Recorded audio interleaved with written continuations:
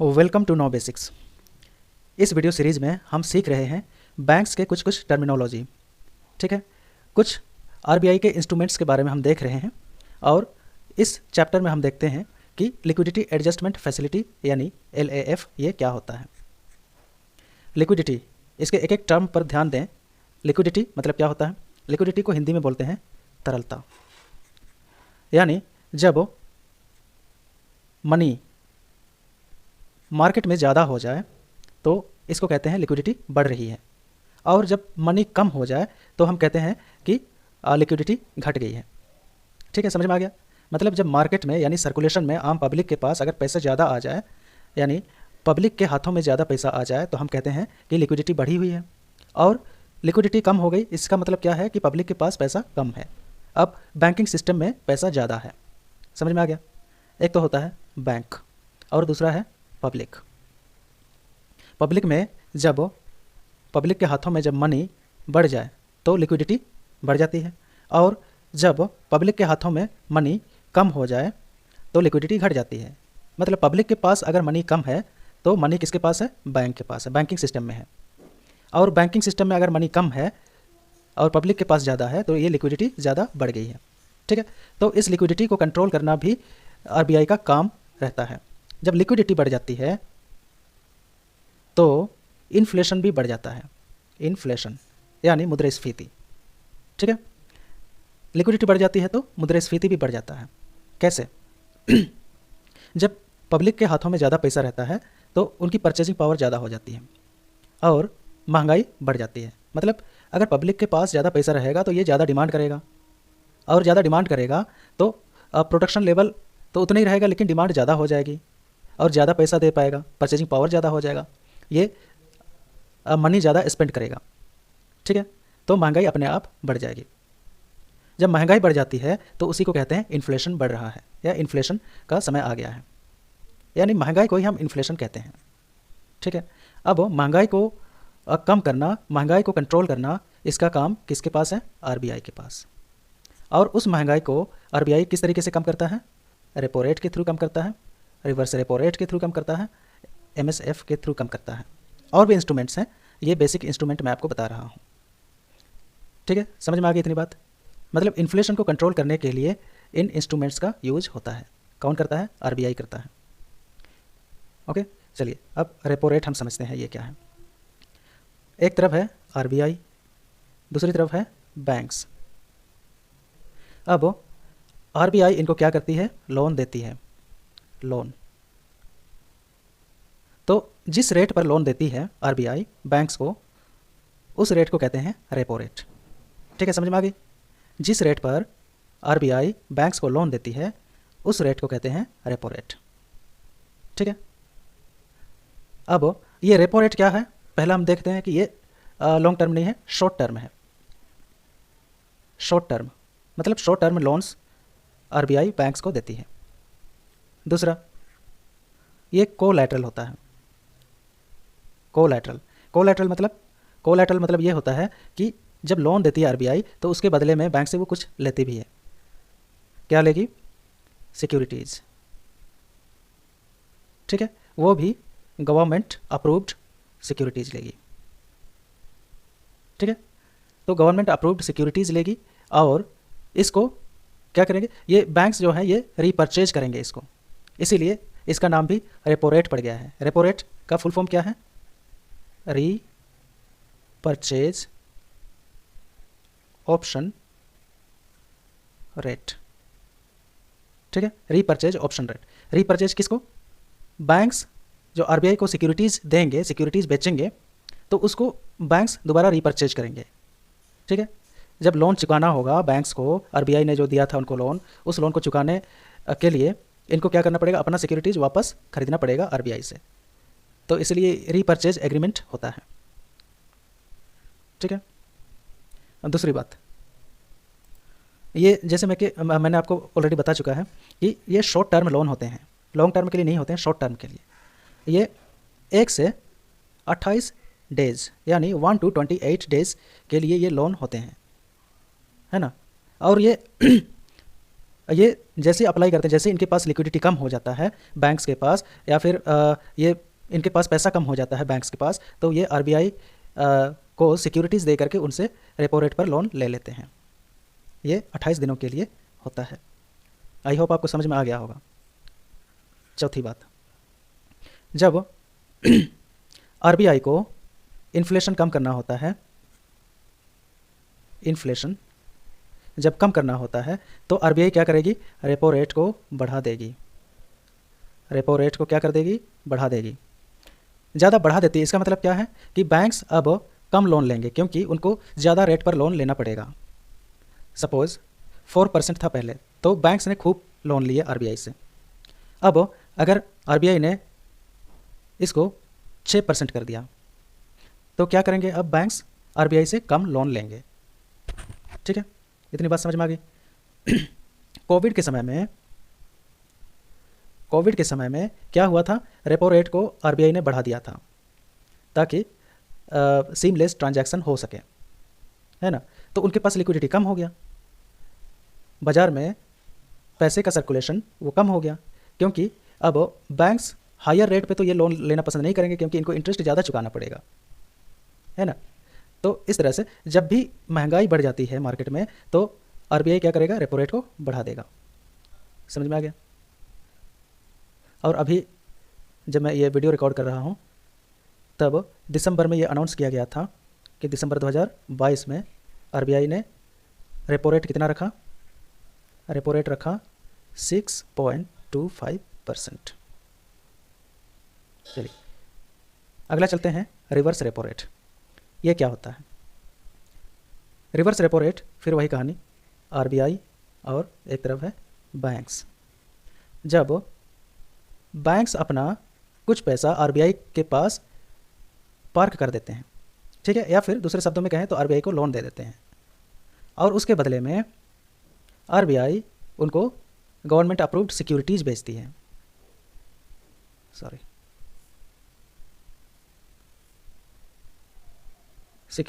Government approved securities बेचती हैं, ठीक है। जिस रेट पर बैंक्स आरबीआई को लोन देते हैं उस रेट को कहते हैं रिवर्स रेपो रेट, ठीक है। RRR, मूवी का नाम भी है RRR। चलिए, तो जिस रेट पर बैंक्स आरबीआई को लोन देते हैं या फिर जिस रेट पर ये अपना पैसा पार करते हैं आरबीआई के पास, उस रेट को कहते हैं रिवर्स रेपो रेट। समझ में आ गया। अब सिक्योरिटीज़ आरबीआई बैंक्स को बेचती है उसके बदले, और जिस अप्रूव्ड रेट पर जो एग्रीमेंट होता है कि आरबीआई दोबारा उसी रेट पर, जो पूर्व निर्धारित रेट जो होता है ना, प्री डिसाइडेड रेट जो होता है, उसी रेट पर फिर अपना सिक्योरिटीज़ वापस खरीद लेती है बैंकों से। समझ में आ गई बात।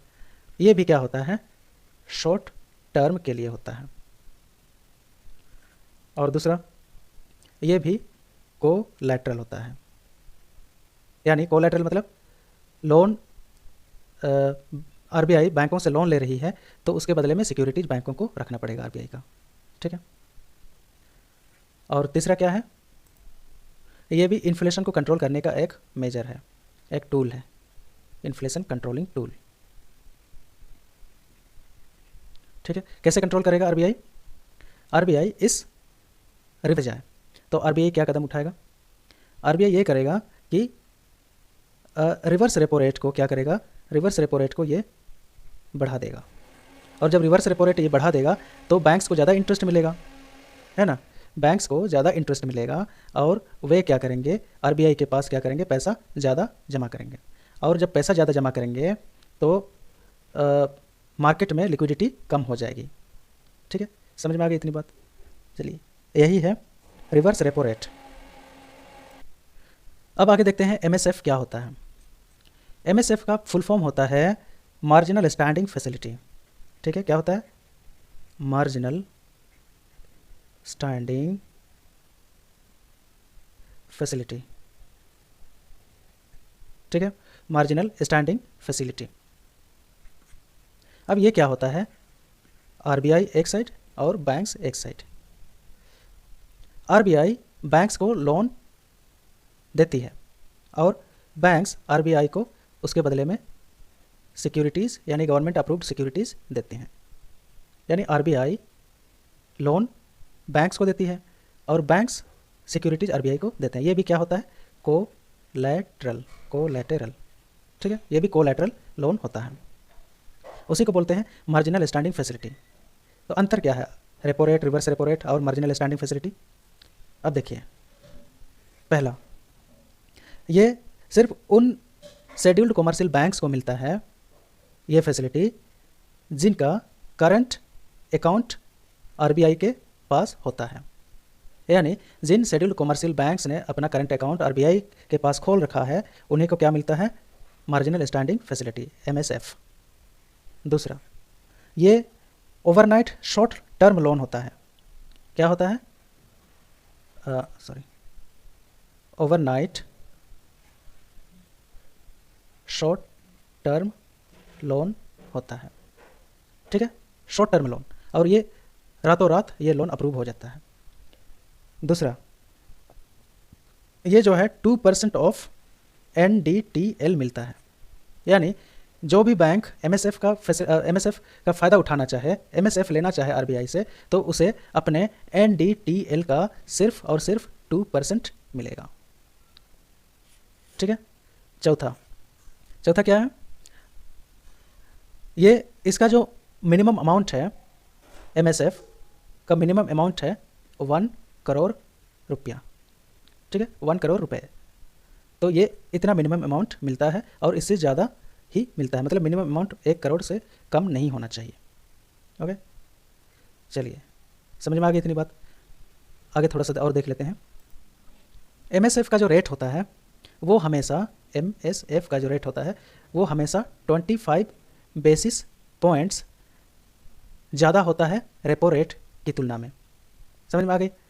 यानी रेपो रेट की तुलना में ये 25 बेसिस पॉइंट्स ज़्यादा होता है। सपोज अगर रेपो रेट अगर हम मान लेते हैं कि ये 6% है, तो एमएसएफ कितना हो जाएगा? एमएसएफ हो जाएगा ऑटोमेटिकली ये 6.025 हो जाएगा, यानी 6.25% हो जाएगा। अगर रेपो रेट 5% होगा तो एमएसएफ कितना हो जाएगा? 5.25% होगा। समझ में आ गया? चलिए, अब इसके अलावा हम और एक चीज़ देख लेते हैं कि इसमें बैंक रेट क्या होता है। बैंक रेट, इसको भी हम देख ही लेते हैं। लिक्विडिटी एडजस्टमेंट फैसिलिटी हमने देख लिया। लिक्विडिटी एडजस्टमेंट फैसिलिटी के अंदर ये 3 चीज़ें आती हैं, repo rate, reverse repo rate, MSF. ये सारी चीज़ें हमने बहुत ही डिटेल से देखी एंड आई होप कि आपका डाउट जो भी था repo rate, reverse repo rate और एमएसएफ को लेकर के सारे डाउट्स क्लियर हो चुके हैं। अब बैंक रेट ये क्या होता है? बैंक रेट एक्चुअली ये भी आरबीआई डिसाइड करती है। आरबीआई ये बैंक्स को जिस रेट पर लोन देता है उसी को हम कहते हैं बैंक रेट, ठीक है। जिस रेट पर आरबीआई बैंक्स को लोन देती है उसको हम कहते हैं बैंक रेट। अब रेपो रेट और बैंक रेट में क्या अंतर है? Repo rate short term loan था, लेकिन बैंक रेट जो है ये लॉन्ग टर्म टूल है, ठीक है। यानी बैंक रेट ये लंबे समय के लिए है, ठीक है। रेपो रेट आपको पता है, मैंने आपको बताया था कि 1 to 28 डेज़ के लिए ये होता है, लेकिन बैंक रेट जो है ये लंबे समय के लिए है। समझ में आ गई बात? यही अंतर है बेसिकली। अब आगे हम देखते हैं लॉन्ग टर्म रेपो ऑपरेशन ये क्या होते हैं। लॉन्ग टर्म रेपो ऑपरेशन, ठीक है। अब यहाँ पे भी रेपो का जिक्र है और रेपो रेट जो होता था वो शॉर्ट टर्म होता था। सेम उसी तरह लॉन्ग टर्म जो होगा रेपो रेट के विपरीत ये लॉन्ग टर्म होगा। क्या होगा? लॉन्ग टर्म, ठीक है। ये 1 से 3 ईयर्स के बीच होता है, ठीक है। दूसरा, पहले जब रेपो रेट में दिक्कत आने लगी, रेपो रेट मतलब ये शॉर्ट टर्म के लिए होता है, 1 से 28 दिनों के लिए ये आरबीआई जो है बैंक्स को लोन देती है, ठीक है। तो इसमें क्या दिक्कत होती थी कि लंबे समय तक लिक्विडिटी नहीं बनी रहती थी मार्केट में। तो इस चीज़ को ख़त्म करने के लिए कि लंबे समय तक लिक्विडिटी बनाए रखने के लिए ये इसको इंट्रोड्यूस किया गया था 2011 में, ठीक है, लॉन्ग टर्म रेपो ऑपरेशंस। इसमें लॉन्ग टर्म के लिए यानी 1 से 3 साल के लिए ये आरबीआई बैंक्स को लोन दे देती है और लंबे समय तक ये लिक्विडिटी मेंटेन करके रखते हैं मार्केट में। ठीक है, लिक्विडिटी ये मेंटेन करके रखते हैं। तो बेसिकली रेपो रेट और LTROs में यही डिफरेंस है।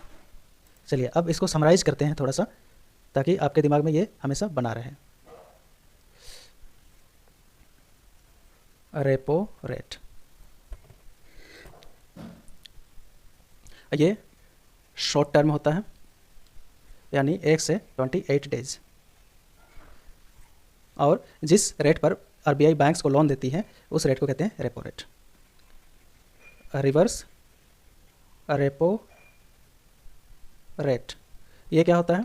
ये बैंक्स जो हैं आरबीआई को जिस रेट पर लोन देते हैं उस रेट को कहते हैं रिवर्स रेपो रेट, यानी रेपो रेट के उल्टा हो जाता है, इसलिए इसको रिवर्स बोला गया है। ठीक है, तीसरा ये भी 1 to 28 डेज तक का होता है। तीसरा हमने पढ़ा था MSF, मार्जिनल स्टैंडिंग फैसिलिटी। ये ओवरनाइट लोन दिया जाता है, ओवरनाइट यानी रातों रात लोन अप्रूव हो जाता है, आरबीआई बैंकों को लोन देती है। ठीक है, और ये कितना होता है? MSF जो होता है 2% ऑफ NDTL वगैरह मैंने आपको बहुत बढ़िया तरीके से बताया था पिछले वीडियो में। अगर आपको नहीं आता हो तो प्लीज़ आप उस वीडियो को क्लिक करके आप देख लें। ठीक है, और चौथा हमने पढ़ा था बैंक रेट। ये लॉन्ग टर्म रेट्स होते हैं, है ना।